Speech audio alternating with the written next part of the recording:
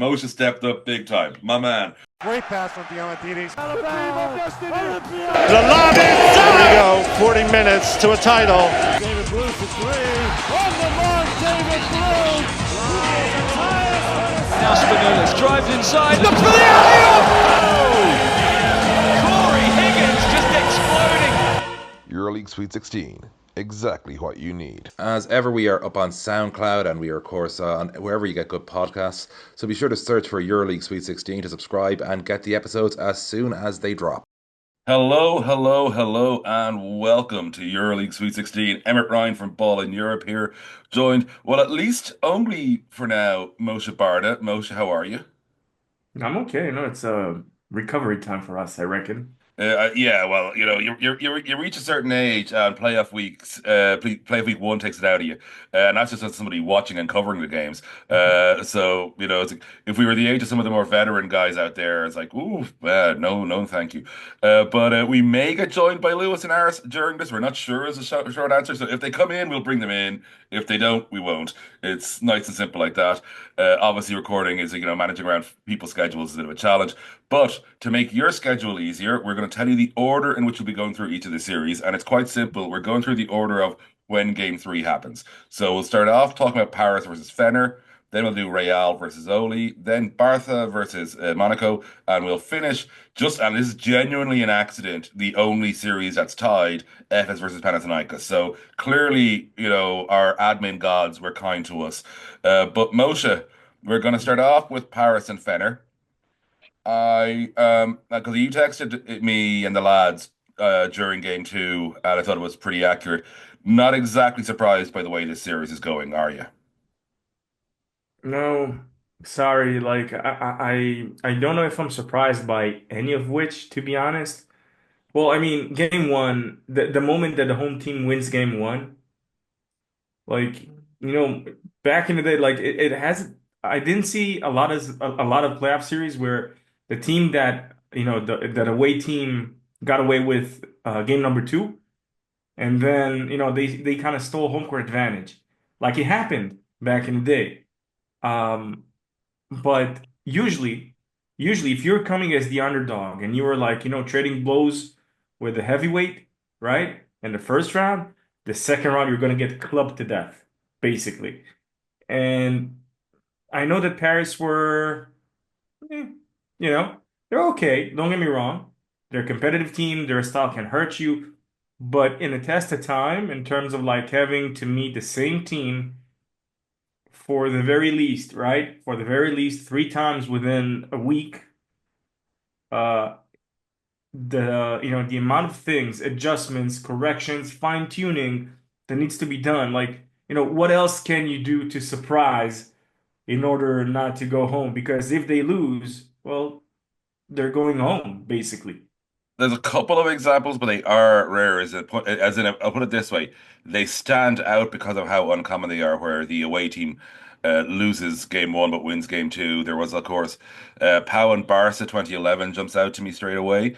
Another one that jumps out is, of course, when Luca won the Euroleague with Real. They lost that first game, but came back to do the gentleman's sweep 3-1. And a few others come to mind. Oh, yes. There was one that jumps out because of how weird a series it was, and that it ended the traditional way of the home team winning game 5. But if you recall, Shedi Osman's last season with Efes, where they made the playoffs, I'm pretty certain it was game 2 that they won in Piraeus, and then lost game 4 in Istanbul, having won games 2 and 3, and so it went back to Piraeus, and Olympiacos won 3-2. But they aren't common, is correct. Like typically. Now, there was one, obviously, which has broken this thread, which will be our very last one we talk about. But yes, you're right. We largely expect if the home team takes care of business in game 1, they should take care of business in game 2. But in Uh, style, that's the thing. and Like in they st- and in usually style, go. and in style, and I mean, fairness to Fenerbahce, it was in style. Like this was, like Fener, they got what we expected from Paris in game 1 and found a way to still win. Fener did, and then in game 2, they basically forced TJ Shorts outside far too much. Like they weren't letting the TJ drive happen to the degree that TJ likes. And then, of course, Tarek was brilliant. It's like big shout out to Tarek Paverovic. Like, especially because like I think we expected Tarek to take a much bigger step up this year than he did after last season. And he's showing he's a playoff guy though. So he may I not be mean, like sort of the every round of the regular season dude, but he showed he's a playoff dude in game two. Big T, listen, we've been through this, and actually, as a matter of fact, in the last few days, I had a few conversations with Maccabi fans, right? And they saw how basically, Wade Baldwin called games, back to back, essentially. And they're like, yeah, we kind of felt it in a way because that was supposed to be last year. And I do believe that Baldwin, you can say maybe Colson, but Baldwin was the man in Maccabi last year. Oh, he The was. last Yeah, couple of yeah, years, yeah. yeah. I mean, yeah, true. Like Don't get me when wrong, other guys stepped up, but yeah, they like if you're stepped saying up who the man immensely. was, it's Baldwin. Exactly. Like you knew that you want him with that mid-range pull-up jumper. He's gonna call game day in, day out. Like I think we have yet to see such a thing. Don't kill me, y'all. Like ever since maybe V-Span and David Blue, those guys were bona fide certified killers. But having said that, I think that this is like Wade Baldwin coming back with vengeance because last year that should have been Maccabi in the Final Four. With all the respect, everything they've been through, they went through the adversity, the injuries, everything. At the end of the day, a healthy Wade Baldwin. You saw Panathinaikos had zero answers, and I'm gonna ask you something. It might be a riddle, but the answer to that can only be given at the last segment of this show, of this episode. Moshe And that is, Barda, confusing Emmet Ryan since 2014, I think. Go on. yes, yes, yes, probably. Mr. Horses, the one who confused me to begin with. But what can Panathinaikos do that they did, right, last year between games one and two to change things up basically for this series against Anadolu? I do have a thought. It's a different player, and it probably Oh, isn't hell the yeah. thought you have. So it's basically But he again, end of the episode. end of the Let's be episode. End fair. of the episode. Okay, so I have a thought. Remind me. Okay, I need you to remember that I said it's a different player. That way, I'll remember what my thought was. Okay, okay. But getting back to this one. So yeah, obviously Wade is the man type player. But I suppose what makes Fener most dangerous, like their biggest asset amongst the teams we see as contenders for the title, is that they're the man can have a night off and they can still get a W, which I don't, they are more insulated from it in terms of how they play than any other contender. I think you look at all the other contenders, they can get a W when the guy is off, but Fenner is more capable of doing it when the guy is off. And I think that's Look their at the biggest asset. coach. Look at the coach, bro. Like Yeah. seriously, look, if I'm being real about it, right? Their coach so far, and I'm not saying this in a disrespecting manner, but in the utmost respect possible because this is how it should be looked upon. Right now, Coach Jasikevich's, that EuroLeague legend, that killer, have proven, has proven time and again that he's the Final Four contractor. If you want your team to go to the Final Four, you start with that. Because ever since he started coaching, he had more seasons making it to the Final Four than seasons he didn't make it to the Final Four. Oh And yeah. that, my friend, speaks volumes. Yeah, and like the other thing which really helps with Saris as a player turned coach is that he was the guy for a very long time in his career, but as he got older, he had to settle into being a different role. Primarily your guy for defense much more than offense in the tail end of his career in particular. Like he was always good at defense, but the reason you assigned him was his defense, if you know what I mean, in the latter part of his career. And he realized that roles have to evolve and that it can't just always be about the dude. And obviously, you add to that he had to work with Zalgiris, where it's always going to be a type of situation where the dude is you can't rely on the dude either because you've got to be able to get other guys to flow. Like he's had almost a perfect path to be the coach who can work out a way how to win when your best guy isn't having his night. Listen, like we've seen the creative side of Charas, right? As a coach, Oh yeah, making it with Žalgiris to the Final Four. I mean, that team was playing. It was poetry in motion. With all that was poetry in motion. You couldn't see that there were a lot of plays that you were like, oh my God. They were so beautiful executed. They were so beautifully drawn. It was, you know. Oh yeah. No, like they know what they're doing and like they're very businesslike here. Mhm. Before we get on to the game three part, which will literally be my next thing, is because we just forgot to mention it last week. If you haven't seen it, look up the piece Fenner shared of when Sarash got his Alexander Gamelski Coach of the Year award. So Mhm. one of the Fenner executives, I've forgotten who it was, my apologies to the club, comes out to talk to all the players, and then he says what it's actually about, and you have this look of from Sarish realizing that it's him getting the Coach of the Year, and it's this glorious wordless expression from him. It's very gifable. So if you can find it, make a gif. This is a thing that can be used for so many things. You want to get Sarish's turn and go when he finds out he's been Coach of the Year. I So mean, with get Boban, you were like, "Hey, Boban, puppies!" With Boban oh, I reacting, mean, that was epic. oh yeah, oh, well, Boban's too lovely. But Charles, can we say? Listen, I'm gonna be a bit provocative. I'm gonna make a statement here about him. Okay, Okay, if he wins it, or when he wins his first EuroLeague title as a coach, I coin him perhaps as we can say only arguably because only the test of time will tell as one of the greatest possible. Because again, I don't know how many coaches because it's not like where you had Cheska, so you had continuity on the sidelines year the, after the year, the or ceiling for Madrid Sarish is with very high. Lazio. No, this is what I'm saying. Like Yeah. making it with Barcelona, with Fener, and consecutive years, and Žalgiris, and with And that specific team. Come on, this is like it astonishes me with all yeah, those. no, and like, let's be honest, like Banterlona, as Lewis loves to call them, have, that you can get them to the final four at all. No matter you could give them the greatest talented side of all time. There's so much going on with that club. Getting to a final four is still an achievement. So game three, Moshe. Do we Yes, think Paris can force it into a gentleman's sweep, or will Sarish close the deal with Fener? with all of the romance that the name of Thiago Splitter brings to the table, you know. Um, I mean, just for the funs of it, because we love EuroLeague basketball, we truly do. It's like we live the game, we breathe the game, we live for the game, in a lot of ways. I mean, I would like to see another game, but I just don't think we're gonna have it. Like, it's not written in the stars for a game four. Yeah, It's not written in the stars for Paris to make it to game four. And if they do, kudos to them. You know what I mean? It's just yeah, like it feels they don't have the answers. yeah. I think the Parisian fans and the fans who are definitely not Parisian but find a way into the arena say nothing Fener fans, but I just expect you to be a little bit obvious, like in terms of being above the typical away section number. I think By the that way, there'll be a great. This is a Wilbekin less Finner.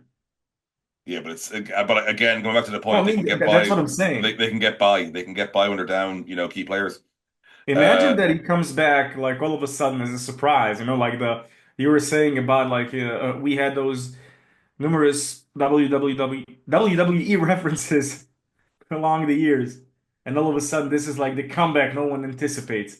As soon as the Final Four comes, and then like they name the starting, they name the roster, everyone gets on the court, and this is like your starting five. All of a sudden, Scotty Wilbekin.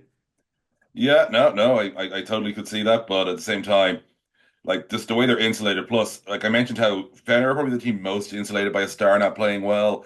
Paris are the least, and if Fener can even, they don't even have to stop. They have to like restrict TJ Shorts from being full TJ Shorts. That's enough to get a W here. I Yeah. think we're both saying sweep, and so we move on now to how should I put this? Real Madrid. So they are 0-2 going into game three back in Madrid against Olympiacos. Only, of course, the first seeds in the postseason. Oli always in control, even though the scoreboard occasionally looked a bit too kind to Real Madrid in game one. A proper fight in game two, it's reasonable to say, I think, given the score and also the way the score came about. But at the same time, Oli still got the win. It now goes to Madrid at Real basically well, not basically, actually having to win both these games just to get one more trip to the SEF. Moshe, will they even win one of these games? First of all, I'm baffled as to why you chose to put Doing the Clown's music. It's called Entrance of the Gladiators. No, I know. It was originally big band music, but of course now we know it from circuses. Yes. Yes. Not just basically, it was fun to, to make that additional True, reference. true, true. Yeah, just like every time Cheska saw Vasilis Spanoulis, they rested in peace. What? Hey. Listen, it's Madrid. Do they have it in them? Yes, they do. But do they have enough? They don't. I said, like, if you remember a previous episode, which was less than a week ago, I reckon, or actually spot on a week ago, I said that it feels that if we were talking about Barcelona as being a team that is, how should I put it mildly, not quite deep enough in certain positions, then when you look at Facu Campasso, okay, great guy, great player, we know what he can do. Aside of him, who's the number two? Who completes it to a 1-2 punch? Yeah, that's bottom line what it is. Like there was obviously a lot of roster turnover last season. It's Real Madrid, though, so they still had a fairly good base to work off, we thought. But like the changes they made, it wasn't just that they weren't of the level we expect for Real Madrid side. They weren't of the gel factor needed for what was already there. And you kind of look at this and people will blame choose. They'll blame the players that perform. This isn't a roster built for the Final Four. And to me, that goes to the front office, and their decisions. But it just isn't in terms of sort of, who's doing what role, what job. And Alberto Abalde's had to take on a far bigger role this season, in a good way for him, I have to say, because Alberto's actually managed to be the glue that kept Real capable of even being a playoff side. Like he's not their star by any stretch, but he was very much sort of the person who brought something approaching coherency to whatever we call this nonsense we're walking on on the floor from Real Madrid. And because Sergio Yui clearly, like the years are getting to him. You can see this season, like number one, the Mandarina is still there. His last season's going to lose his shot. Everything else is clearly taking a step down, including his ability in terms of just raw minutes he can play. So you go right. So it's not just you lost, your Chacho, your Rudy, and also your athletic, guys like well, your big guys like your Vincent Poiriers, your Gershon Yabuselis. It's not just that those losses were there. It's that like you're even within what you have now. There's not really the stepping up room, and like it's frustrating because, we expect Real Madrid to be this intimidating team where it feels like they already are up 10 before they step on the floor. And they're just sad to watch. Like, and I'm not trying to, make light of how well Oli played because they did play very well. But, like, either of these two nights, I never felt Real Madrid was going to win the game. Okay, I mean, first of all, you summed it up perfectly. But it's not just that because usually when a few changes are made, right? I mean, yeah, true. The ones who left who went through the exit door, they were huge key, huge players, and And a variety of that roles in their hugeness as yeah, well. and the fabric of what is what we know as Real Madrid. And it's not just that. Say that, there's that cliche that, this is the probably one of the very few that I really don't believe or follow. Um, is that, players would say we replace talent with talent, that, we replace good talent with good talent. However, it doesn't seem as if they are the same cohesive unit, right? That, everyone knows exactly where the other is supposed to be, and everyone knows exactly at what time you should drive inside or kick the ball out or just, dunk someone into the nether realm, you know? Oh no, there You is no never got this cohesion. vibe. And even when Madrid were up double digits in game two, did you ever had the doubt for any, for a split second that Olympiacos won't be able to complete and will eventually complete the comeback? Not at all. Not at all. I like this Real Madrid side doesn't spark confidence in me. Like I mentioned in a previous column how I was in Malaga when they pulled off that extraordinary win over Unicaja in the Spanish league earlier, only a couple of months ago now, not even that. Shout And out to Ibo Navarro, by the way. Shout out to Ibo oh Navarro. yeah, oh yeah, he's great. And like Malaga played close to a perfect game. Real Madrid still found a way to win. And that was like saying, okay, somewhere within this side, there is still that ability to do the Real Madrid thing. They just can't do it anywhere near often enough. And that's Not, not, fundamentally what it is. and not consistent enough. Uh, you're asking the word consistent to do a lot of heavy lifting. Consistent implies they can do it more often than not, or at least as often as not. I don't think they can even do it as often as they can't do it. It's like there is like sort of the once in a while you'll get the old Real Madrid, but when they can call it and how they bring it up, it's just not there. Could they win game three? Yes. Will Yeah. they? I genuinely think if Olympiacos go in and play Oli ball, they're gonna win game three and complete a sweep.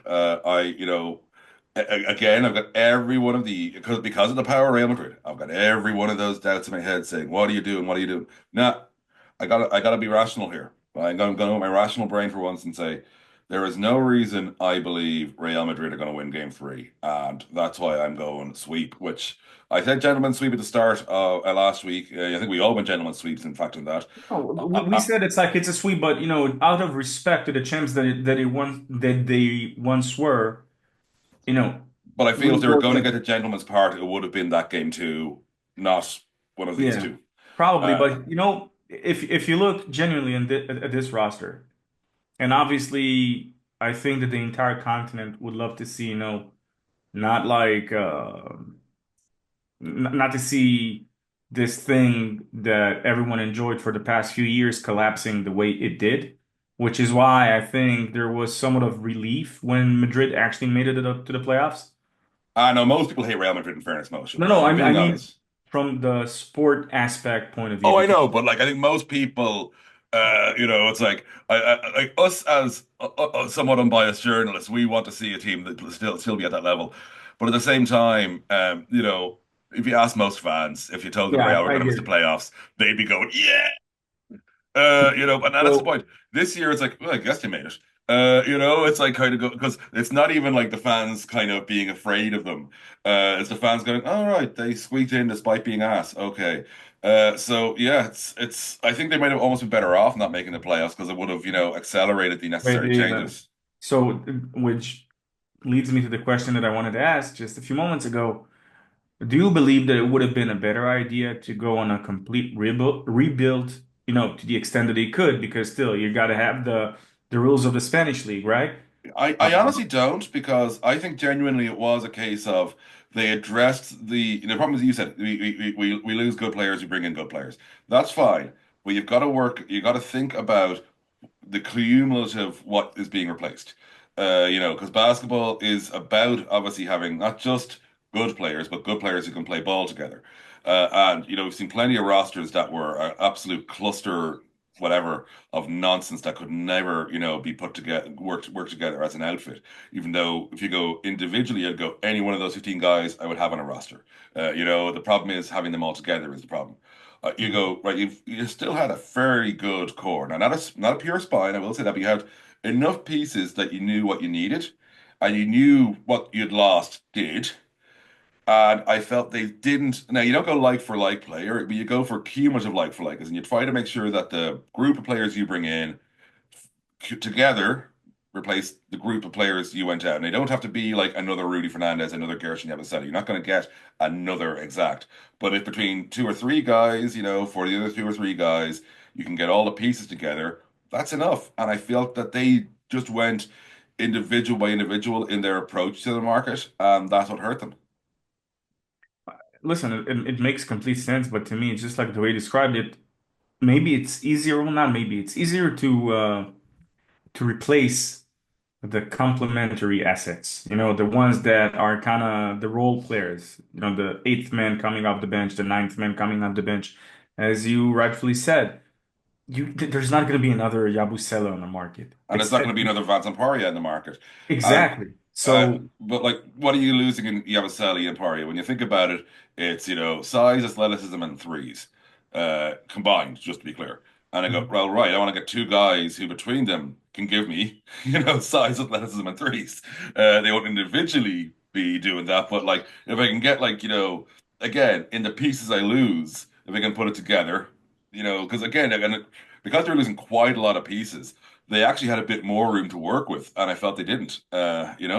I know we're talking very Moneyball here, but it's Moneyball when you're one of the richest clubs in the sport. So, you get to be expensive here. And so I just felt that they never thought that they weren't thinking of the collective challenge. You It's know, not just that. Listen, it's not just look. If you genuinely look at basketball right now, it is clear as the light of day that point guards. I don't want to say it's a dying breed, but it's a commodity that is somewhere between scarce to non-existent in the right now. true point guard sense, like your ball Yeah. handler first point guard is definitely far, far less common. So we are at the era of your Sylvan Franciscos, of Carson Edwards, of the small guards who are combo scorers first, but also because of their agility, because of their ball handling skills, because of, they can also create for others.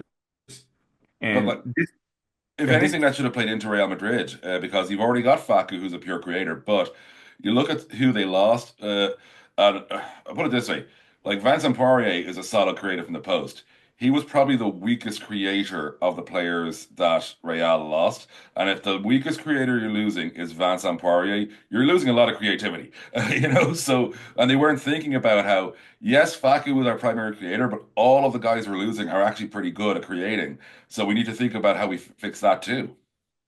and to get guys into a different system, which clearly it's not running Uh, smooth I do have yet. to say something here because I'm sure the Oli fans checking this out are kind of going, they're talking all about how bad Real Madrid are, not how good we are. That's kind of the point. When you're doing good, unless it's a surprise, we don't really have to say that much. Like we spoke a lot about how great you are in our previous episode. All of the things we said last week are just accurate. That's just accurate. Like we have nothing. Your report card is unchanged. You're a very, very good basketball team who are doing what we expect a very, very good basketball team to do. True. I mean, damn. Listen, when you look at the roster, you got like a 25 man, not really, but they got like what, 19 players, and almost each and every one of them could be a starter on Oh a yeah, like it's it's crazy. like when I you're think at some point, seriously, at some point, each and every one of their guys was a starter on the EuroLeague team. oh yeah, but It, like Lawrence, so game one, I didn't check the game two stats, but game one, the only player for Oli who didn't score of the listed on the night was Mhm. Lawrence Zakis, and he only played 128, I think. So yeah, he didn't have time to even put up a shot, so you've got one player who didn't score all night. Like Papa Nicolau, though, like this is like how deep Oli are. Costas Papa Nicolau played just shy of 20 minutes in game one. He took three shots. I think he only had two boards. And he made two of the three shots, by the way. He was not needing anything. He was just support role, support role, support role for 20 minutes, basically close on starter minutes. And you look at his stats afterwards and you realize K-pop was out there for 20 minutes. Because and that's not a diss on K-pop. It's like showing they needed him so little. They needed Kostas Papanikolaou so little that I barely noticed, him and on the floor. and That this was is, the guy. This is the guy that if not him, right? If not him, in oh yeah. count, Olympiacos doesn't complete the comeback in the third quarter against Monaco. Of course not. Of course. This thing, when you got someone that good and he can be a bit part player, it's like it's the level. That's the level we're talking about here. You know what I mean? Like it's like because it's not like Walkup coming back from injury or Sabin Lee being an in-seasoner. It's like guy who's considered the heart of your team, and he's able to go. I can just be the off-ball dude. That's fine. That's fine. I'm here to make some space, keep people honest. Yeah, yeah. It's like. Wow, like that's depth. So yeah, Odie, that's the reason we're not talking about you too much on this particular episode because you're doing what we said you were going to do. Basically, even Yeah, better arguably than we said you're going to do it. And we're both saying, well, I'm saying sweep. Moshe yeah. is also saying sweep. And So not just that, this is a project not just for this year or last year or the one before that. This is a project for years to come. So if you don't think that we're showing you enough love, here's the utmost love we can give. We are expecting Olympiacos, should they keep this roster with a few minor adjustments every now and then, right? To make it to maybe what, like three, four more Final Fours consecutive? yeah, the key thing is to make sure you adapt those pieces age. Like don't do what Real Madrid have done, for example, who have not adapted as those pieces aged and are now Yeah, paying it's the like they price. waited too long, right? It's like they Yeah. waited way too long and then And it wasn't that they were hanging on to the guys too long. It's they hadn't got the plan to replace them in place soon enough. So We're not saying they should have dumped Rudy. We're saying their post Rudy plan didn't start soon enough, etc., etc. Mhm. And so now we move on to well, I mean, because we've been ragging on teams so far, should we be ragging on Barcelona given they basically did what we expect them to do, which was be terrible. Like I had my rant on Barcelona last week. We've both ranted about, well, we weren't really ranting Paris because we expected it. We more praised Fener. But we've had our rant on Real Madrid. Barcelona are terrible at this level, just to be clear. Playoff level, they are a bad basketball team. They don't have the depth, they have too many injuries, and they clearly are not good enough to beat Monaco, as was seen twice with authority this week. The game goes back to Palau Blaugrana. That will be game three. That'll be on Wednesday night, No, and no, no, no, no, no, no. It will not be game three. it'll be the final game. Is a joke, is it? Or No, it'll be game over. hey, I was wondering how we are going to find a way to be mean to Barcelona, and Moshe stepped up big time, my man. But yeah, seriously. Wow. Now I've got to double check because this is how irrelevant Barcelona are to me. It was a good one. It was a It good really one, was a good but one. this is how irrelevant Barcelona are to me. I'm not checking when they're playing Monaco because I know that. I'm checking the table of the ACB. Yep, as things stand. I remember ACB first round is best of three when their playoffs hit. As things stand, Unicaja the home side in the 4-5 series over Barcelona. Well, I don't think Barcelona are going to have a long summer the way things are going. So yeah, this is just not a good basketball team. Like I said, I was absolutely perplexed with them getting into the playoffs. Like great for them that they found a way. But we saw it with Satoransky's ridiculously childish reaction against Strazon. And it's not just that he had a ridiculously childish reaction. Lots of players have had it. It's that Satoransky, who's meant to be sort of one of your more cool-headed guys, had it. That's what really makes you worried. It's like, okay, this is one of the guys who's meant to be able to like handle the adversity better than the other dudes, you know? And he had it. And it's like, okay, right. Now I know he was called out. I've forgotten who it was. One of the other players, I think it was an Efes player, someone threw shade at him anyway. Vincent Poirier to you. Vincent Poirier, that's it, yeah. Well, like as I always say, Vincent Poirier, he's a hard man, but he's an honest fighter. If he's going to hit you, he's going to make sure you see the punch coming. Yeah, but he's not a brawler, if you know what I mean. No, but I said, but if but he's not a brawler because he's an honest fighter. If Vincent Poirier is going to hit you, he's going to do the whole. I'm going to take this right foot of mine, and I'm going to hit you up on the left side of the face with it. If for those of you who know the Billy Jack reference, that's very 70s, late 60s, 70s cinema.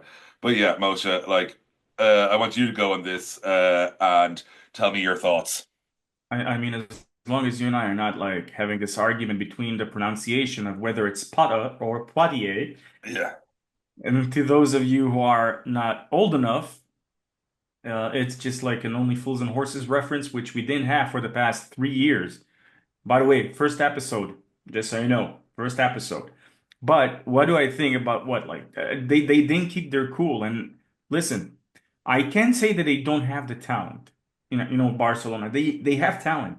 It's just that they don't have enough players. They don't have enough bodies. Well, I was about to say, I think one of the reasons Lewis isn't joining us is that Barcelona are trying to put him on the bench for them, but he's too much of a Badalona guy. So like, because they are so shallow. Oh, wow. And I thought I was violent. Mm. Yeah. They're I mean, so shallow. But this is like, a roster that is busted up. Like we're looking at sort of, we're at a stage similar to end of the regular season Mavs in the NBA where they were barely fielding enough players to avoid forfeiting games. Like Barcelona look that level of health right now. listen, if you put them against like really Madrid right now in a best of five series, I take Madrid 3-0. This is like how, hell, you know what? I'll take Maccabi, who kind of showed us what they could have done, and they can take Barcelona the distance. They can go the distance with them. This is Dude, like how short and shallow they are, like how I, much they are lacking depth right now. I'm this close to giving Alba a sweep on them. Ooh, So okay, that's too wow. much. Okay. But emotionally, I am. Sensible brain is not. But Wow. harsh Wow. brain. I'm sorry. I was not ready for this. Yeah, This is a different level of what Vincent Poirier would do. And uh, listen, he's no Larry Bird. He's no MJ who were to say, "Oh, I'm gonna hit you." with this, And shot fake just to be thing. clear, I want Barca to be good again, not because of some sort of love of, Hmm. Barca, but they've been banterlona, as Lewis calls them, for too long. Even those Final Four trips with Saric, you didn't trust them. And the reason was, doesn't to me, it was a case of it was just because this organization doesn't really know what it's doing. It's pushing Saric out. Saric kind of wants to leave anyway. Everything's going away. Like there's, even when they, because they lost a final by a point in front of nobody, we know that. But and even then you can kind of be forgiving because even though Barca had loaded up, they were against an Efes team that was made of destiny, basically. And like everybody wanted to see Efes finally get their title. Okay, aside from Fener fans probably. But it was like, that's the thing. And so it's like, okay, that was as close as they came. That was the exception to the rule of the last decade, which has just been Banterlona, where I can't take them seriously. I don't feel they know what they're doing, and they need a complete rethink in how they manage everything front office, front to back, culture, the lot. Wow, I mean, look, I can't take Barcelona seriously as a side that can compete to win Euroleague. Because even if they get to a Final Four, which they have done quite a few times in the last decade, they almost invariably end up against Real Madrid, and they lose that's Final Four semi-final because they always do. My first Final Four was London. Ooh. They bench Saric, and Saric is their only real defensive presence in the backcourt. Real find a way to win. Then, of course, you and I were both in Milan. The first quarter was really tight, and then Real destroyed them. We've had it 3 or 4 times since. Like I've seen so many Clásicos, it's actually comical at this stage, given I've never seen any in Spain. So I've never seen any in the home court, sorry, of either side. And actually, I've never seen any in Spain now that I think about it. But I've seen loads of Clásicos, all at Final Fours, and they're always the same. They're always the same, and I just don't trust Barcelona. And I won't trust them until they radically change absolutely everything. Listen, do you remember that list that we made back in the day? Ooh, Barca effed up. And don't worry, this show is marked as explicit, so I forgot that we were. I've been avoiding saying the F word the whole time. I Uh, know. You've been uh, a good boy, haven't you? uh, well, for YouTube, in fairness, as well, it's probably good to not do it because it'll be going on YouTube too. But we've ranted on Barca a bit. I think we have to be very good to Monaco here because, in particular, because of what Moshe said last week. So Moshe said he really believes this is a Monaco side that can do it all this season. He was backed up. Well, I didn't really talk too much about Monaco last week. Sorry about that to everybody in the Monaco side, both of you. And you're like my football team for fan support. And yeah, it's one of those where I, look at it and kind of go, right, well, there's a lot going on here, but this is a team that's got it together. It's got the backcourt. It's got most of the pieces for the front court. It's got enough of the pieces there for the front court to be able to do it all. Like I'd argue there are probably 2 or 3 better front courts in Europe, but cumulatively, could I see Monaco in a Final Four situation doing it all? Absolutely, absolutely. And they have basically been to Barca a more aggressive version of what Fener have been to Paris. And if we're going to praise Fener as much as you and I both did at the start of this show, big props to Monaco. Absolutely taking care of business, Moshe. They have, and I think what makes it very special or extremely even, dare I say, I'm not gonna talk about, someone awarding V-Span just before the Final Four, like a couple of weeks before Hattori Hanzo's sword. No, I'm not. I'm not. What I am saying is this. It's like they showed that level of dominance to the point of frustration that you feel that no matter what you're gonna do, right? Nothing. You can't do nothing. You can't say nothing. You can't hit a guy hard enough to send a message without five jumping on your ass. It doesn't matter. It's like and this is something I'd like to see from a team in the playoff, to bring you to the point of frustration that you're like, I mean, you've seen a broken Barcelona at some point, I think, in game two. I'm not necessarily saying that this is what we're going to see in game three, right? But they broke them. Oh yeah. They they broke them mentally, and you see it because they're back to they managed to cut the lead just enough to get to within single digit, right? And all of a sudden they go and they bust you wide open. Sorry for, pardon my French, but and you know what, you talked about front courts. Small confession, really. When Monaco gave up on Dante Hall, I was like, what? What? But also, What are when I grew up you with John Brown, well, that didn't work out. I was like, he's like the soul of their front court, like, you know? No, no, but in a way, Brown made sense because he wasn't fit. He was injured. Yeah, Don't forget, but he I always felt missed like he was like, the if glue guy. but he was like the cultural fit of their Yes, front court, like if that makes yes, sense. yes, indeed. And I was like, okay, what can they do? Because clearly this is not enough. Now, I am riddled by what's going on with Yorgos Papagiannis and Greek coaches because it doesn't seem like a good fit. His If you best fit is, was, and always will be wherever Rick Pitino is coaching. If Yorgos probably. Papagiannis could get eligibility, he will be playing for St. John's right now in an NIL deal because that's where Rick Pitino is coaching. Not because he should be playing college basketball, just to be clear. He is obviously a very good pro basketball player, but no And coach he's has, gonna get paid, by the way. but But no coach has ever gotten as much out of Papagiannis as Pitino has. no, I mean we've seen some things with him, but again, yeah, you're right. We haven't seen someone. Well, maybe with Katash back when he was coaching Panathinaikos, Not maybe. the level Rick did. Seriously, Well, no one got as much out of him as Rick Pitino did. but in all fairness, Katash only coached him for like half a season Yeah, or yeah, but I mean, if we're going to go like the person who got the most out of him, and it's like this is pre-COVID, remember as well, it was Rick Pitino. But so you got Papagiannis, you got Mamjaite, who some say he's a nice player, he's a decent player, but he's not the guy you want as your starter or whatever. And Demo is Demo basically. And then they bring in Daniel Tice, Yeah, and this to me, I was like, okay, I see you, I hear you, I see what you're doing here, and. Man, it's just like I said about Juancho, that he's capable of being a cheat code and like the with thing with it. Tice as well is because like, I'm gonna back you up here. Tice is capable of being a starter or a backup or a pure tandem guy, as in where you have two centers who pretty much split the minutes down the middle. Like like the Tice Voigtman combo for the German national team is like one of the most beautiful cases of minute management I've ever seen in basketball.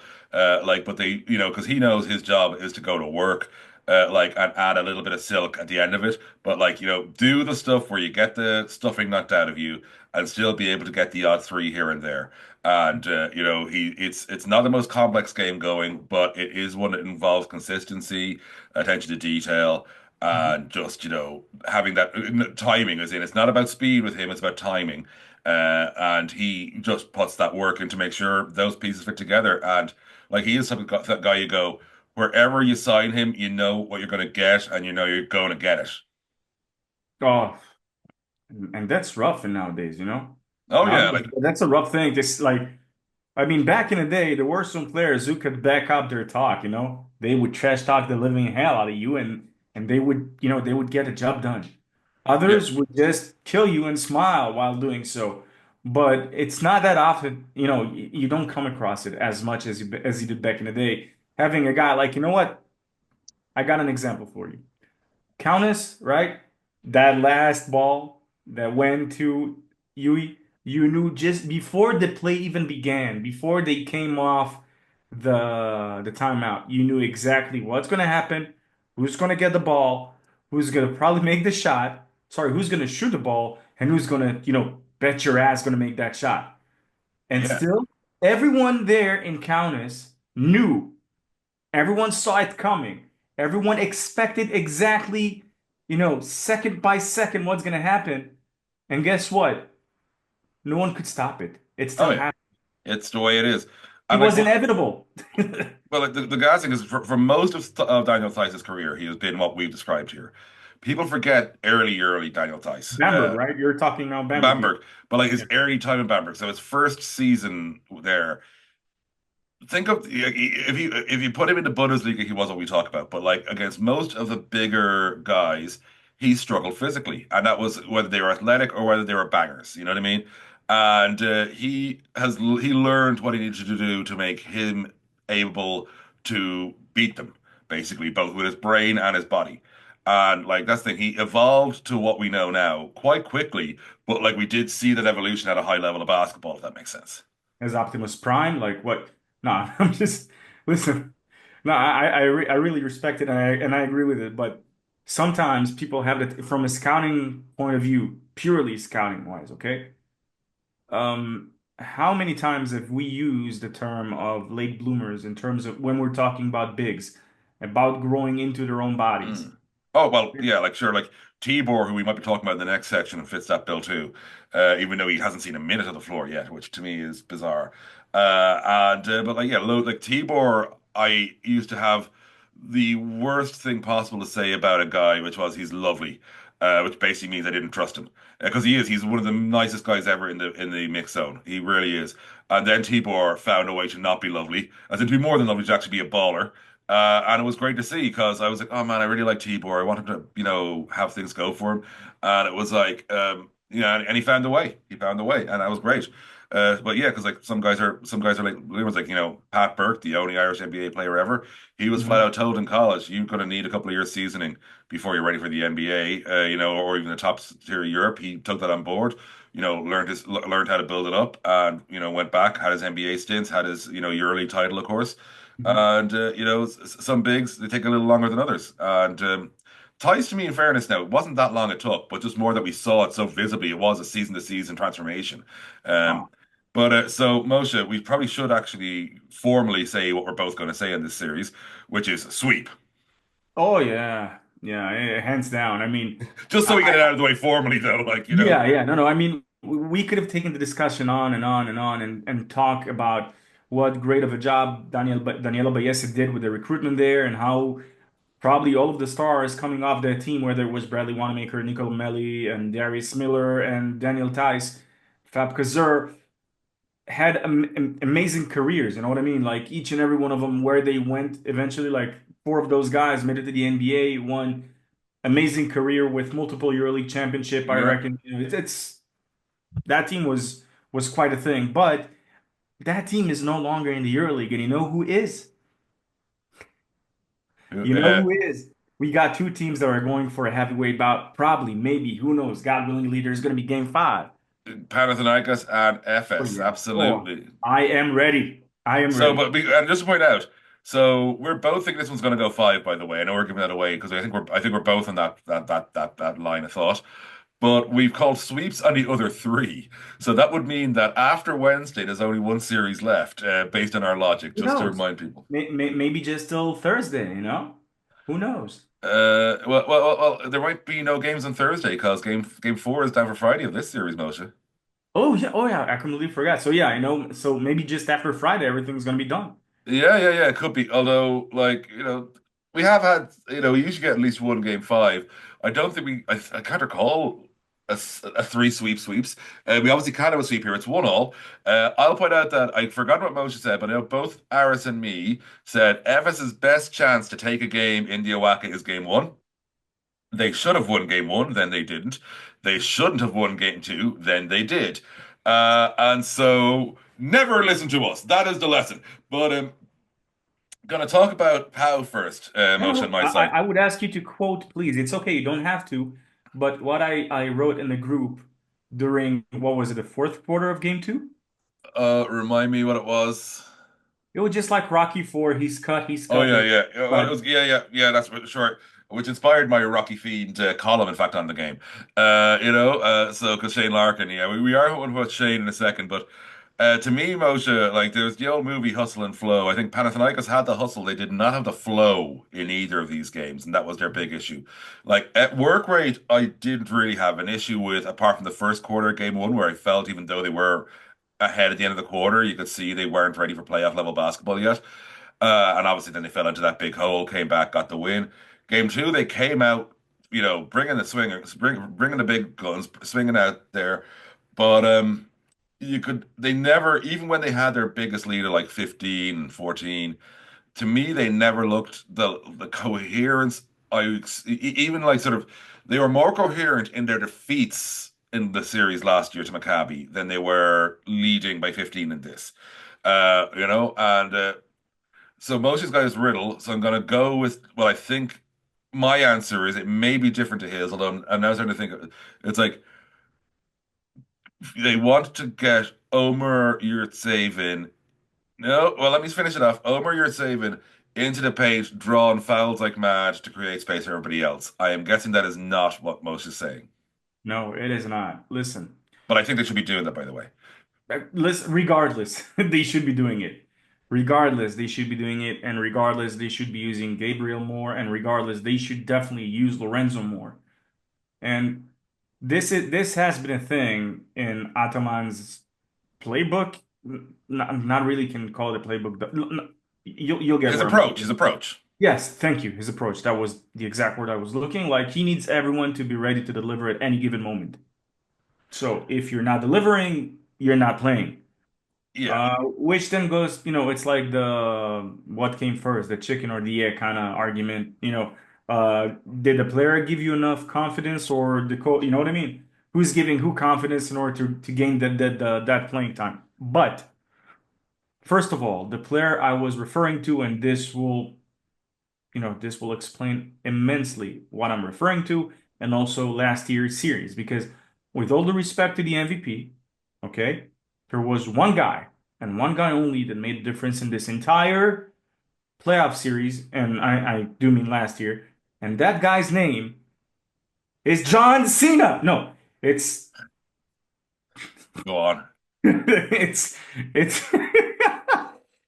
He's turned heel now, man. He doesn't want us to believe in him. you can't see him. No, and you know what? I don't know why Ataman doesn't see Ioannis Papapetru. It is odd, isn't it? Like, where is he? That is But your guy. This is your guy. This is the guy that's gonna. He's hard to handle. Don't get me. He's hard to handle uh, because if you're gonna put him in right against Ronald Schmitz, and Ronald Schmitz is a great guy, great baller. He's good at routinely basketball. undervalued as well, I would say. Yes, but here's the thing: if you're putting them one on one, who's got the edge? A I, veteran, but like exactly. not by as much as people would say. But again, that's But because of my enough. argument. Enough, yeah. But by enough to make a difference. And this is what Pau is missing, the guy that will make a difference. Because Kendrick Nunn, I cancel him with Shane Larkin. You know what I mean? It's like they even themselves out. But I One, feel Kendrick Nunn's undoing himself in this series. I'm going to get to Kendrick in a second, but I want to talk about a couple of unatomany things. One of which involves Kendrick. So we all know Juancho had his extraordinary game one. yes. Ataman tends to not let the previous game shape the next game too much. He did let it with how much rope he gave Juancho in game two, where I felt things weren't going for Juancho. Main reason being that he played 39 minutes two nights earlier. And that was the one where you got to dial back to Juancho and not dial somebody else in more. So that was very un-Ataman-like to not dial back Juancho a bit more than he did. The Mhm. other un-Ataman-like thing was if a guard isn't getting it done, Ataman's going to sit you. He wasn't doing it with Kendrick. Now, Kendrick, for all his troubles, was still a sufficient creator, but Kendrick Nunn is there to score. And he wasn't getting the buckets, and he wasn't getting the free throws either. And again, on Ataman like to not sort of cut that cord a bit more, like you were saying, maybe use a bit more Lorenzo. I think there was like a few more, maybe use a bit more as arguments there, is the short version. And it was very un-Ataman like to not reel in guys when they're having rough times a bit more. But he didn't even register Papa Pesha to the game. This is what I didn't get. This is what I don't understand. And listen, with all the respect to Nunn, and I have a lot of respect to him, right? Yeah, well, he's Is the he MVP, and is he the MVP? yeah, he won it. Yeah, Um, and get this, because this will blow your mind. To me, there is a huge difference between the MVP and the top scorer, right? There is a reason. Um, in fairness, the cumulative stats for Kendrick are very good. Like, no, no, uh, no. I, Listen, where yeah, I'm going with this. This is special because usually your top scorers, and I don't mean for the Alfonso Ford Trophy winner. I'm yeah. talking in general. In general, their PIR is usually lower than the amount of points, meaning I'm pretty certain, in fairness, that Kendrick did actually get a higher PIR than points. could be. No, no, he did. But my question to you is, did he make his teammates who are playing next to him better. I think he made the guys in the 3-4 slot better, is the best way of putting it. So, you But as a know, team, as a team, yeah, not that's another argument. But yeah, but at the same time, I expected more from him, and we didn't get it. And like, it's how you come back from that. Now, I do have, so that leads me into my big Kendrick Nunn rant. Before we get into our big FS praises, just how we'll do the back half of this analysis, just to be clear, which is Kendrick, a whole lot of people, is it unbiased, but especially the three teams, whoever they are, we think we know who they are, who will be in the final four from the other series, should be rooting for Kendrick Nunn to have an extraordinary games. 3, 4, and if goes to 5, because the last thing you need is that man feeling he had a bad playoff series and has to take it out in the final four, because I feel he will find it again. You know. But yeah, I think, this weekend is going to be so important for him. Like, we're recording this Saturday. Just get himself mentally back where he needs to be before he goes to Istanbul, take it on. And yeah, it's like if I'm one of the other teams in the final four, I'm hoping Kendrick Nunn has a great back half of this playoff series because I don't need him feeling he has a chip in his shoulder going into Abu Dhabi. Moshe, I'll turn to you here. I'm shocked here, to be honest. I have to ask you because you're saying you'd rather see him struggling a bit, right, in No, games no. three. If I'm a Final Four side, I want him to step up now, not to wait until the Final Four. Then I'll be provocative. If he doesn't become super none, right? If he doesn't become the beast, the assassin that he can be, there's a good chance there will not be a Final Four for Panathinaikos. Oh, completely, yeah. But like And again, and this has been a recurring theme in Panathinaikos. Listen, if he's not good, Panathinaikos are in trouble. And this is what I mean when I'm saying, in a way, he is Panathinaikos. He is, in a way, he is Panathinaikos. If you take him away, where is last year Panathinaikos? hmm. Do they make it to the Final Four? No.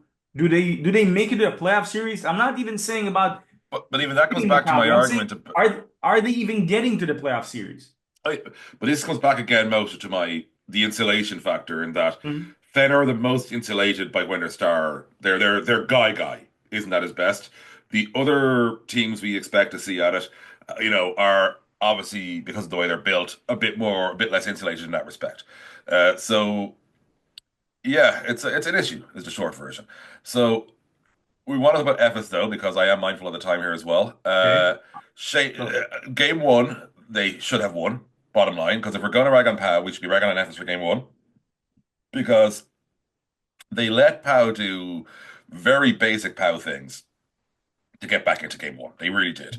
Like it wasn't like Pau had to like they did find the heart, the spirit, but it wasn't like FS couldn't have controlled the holy heck out of that. They could have, they didn't. And so game two, they sort of let Powell undo themselves, and obviously Shane Larkin, who like his actual shooting efficiency wasn't the greatest, but on the inside, on the outside he was 4-6, but what he was great on the inside was getting his backside fouled, getting himself just into traffic, forcing fouls, forcing foul trouble, which is a huge issue for Powell in that game as a result, and obviously getting to the line where he was like 6 or 7, I think, from the line. So like Larkin, old school battling with a little bit of nice three balls. And Mose is trying to tell me something, so I'm going to let him jump in here. he is a EuroLeague champ. Don't forget that. Well, as you all know, I still believe that they should have given the end of season awards in the COVID season. Because they played 28 rounds, folks. That's enough to give the end of season awards if the rest of the season's being abandoned. And there's no question in my mind that Shane Larkin was getting the MVP. Well, you know what? There's pros and cons to everything in life. So I mean, the good thing that came out of no one giving an award that season, and Corey Higgins getting, according to Corey Higgins, getting snubbed on a, on an award is us, having an additional 5 ones for the awards show to give. That's true, but yeah, no, Shane Larkin, he's the dude. And listen, the last 2 seasons he has played in it. Like, considering he is getting older by a player of his styles nature in particular, like a guy who does rely on his footwork, his turn, his quickness, as in quickness more than speed. Which people who've played sports know the difference. Because I'm a huge guy, not very fast, but I knew how to turn quickly, and that saved my height an awful lot in the offensive line when I played American football. And so, quickness and speed are different things. Quickness is a thing Shane Larkin relied upon, and he still does rely upon, and it hasn't gone yet, which is great. But so Larkin, great. Oturu definitely looks more at home this season than last year, where he was still finding his way. Obviously, missing Roddy, with the injury doesn't help them. But yeah, like you gotta love that Luka Banki has brought us to Istanbul with his side in charge. But at the same time, both of us are thinking power winning at least one of these two games, aren't we? No, You don't. I don't. Oh, the big upset here. Because Yes. Moshe teased if it goes to game five. Okay. So I'm Look, gonna because you're gonna have to have a bit more to say because I'm gonna be saying the more predictable stuff. So I'm thinking how either get it done either get it done on Wednesday or they get it done on Friday. They will take care of business in one of them to bring us back to Athens for game five. But I don't think Pau can win both games in Istanbul. I am very predictable in my pick here. So we are going to the less predictable and therefore bigger rationale. Moshe. okay, let's start with coaches. Okay. To me, the fact that Coach Ataman, because I remember him speaking after game one against Maccabi, after he lost. If you looked at his face and you heard what he was saying, it was like completely two different things. He was saying in confidence, we will win the series, but you saw that he was in trouble and there were all hands on deck. You know what I mean? I'm not going to talk about the methods that were taken because a lot will not agree with them. I did not agree with them, but eventually, at the end of the day, Panathinaikos won. Okay, but you saw like how coach was speaking, and to me, the fact that you heard what he had to say after game one, you heard what he had to say after game two. That confidence is not there, and the body language maybe is not as confident as it was last year. That's number one. That's for the Panathinaikos coach. And listen, no arguments here that both are great coaches. And here's the thing about Luka Banki that people may have forgotten. Luka Banki has coached a team that was start packed, so he knows how to distribute between all that star power and like to kind of how to manage it. Okay, he had a Milan team that had Keith Langford and Curtis Jarrells and Samardo Samuels and Melly and CJ Wallace, if you remember, and David Moss and Daniel Hackett, which is one of my all-time favorite guards. Well, not all time, but definitely for the past decade or so. Um, because we do appreciate greatness here on EuroLeague Sweet 16. So to me, it was kind of baffling how he was forgotten, Luka Banki, that is. Okay? Because we have to trust Luka because he's shown us reasons for sure why to trust him. That's first thing. And now, if I look at the players, I see what Shane Larkin said after game two that this team probably has more talent than the one that he had with winning the back-to-back titles, which is interesting, I have to admit.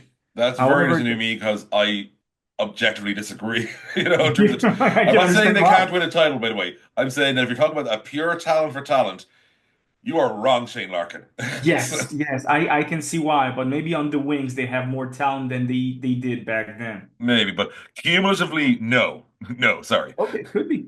But the reason I'm bringing it up is very simple, and that is you have a Shane Larkin that I mean, it's not like they don't underestimate the heart of a champion, right? Because the guy has been there, he's done that. So you're probably, that's why he's so dangerous because this is like, and I'm gonna get, it's a good thing that all the episodes are marked explicit because for him right now, and not just him, is the champs or the former champ that flips everyone off saying, I'm still here, I still got it.